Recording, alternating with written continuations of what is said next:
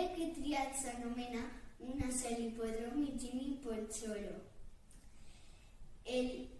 L'autor és Bernard Archaga i l'il·lustrador és Monte Ginesa. El llibre pertany a l'editorial Bromera i les il·lustracions són en blanc i negre. Esta és una d'elles.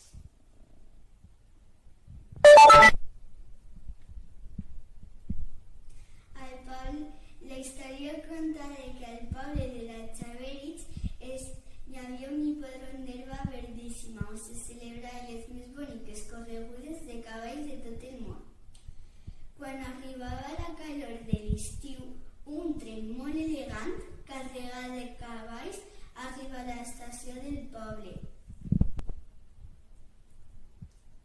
Els cavalls remillaven i d'una correguda anaven cap a les quadres. Recomanaria este llibre perquè m'ha resultat molt divertit i espero que us hagi agradat. Adeu.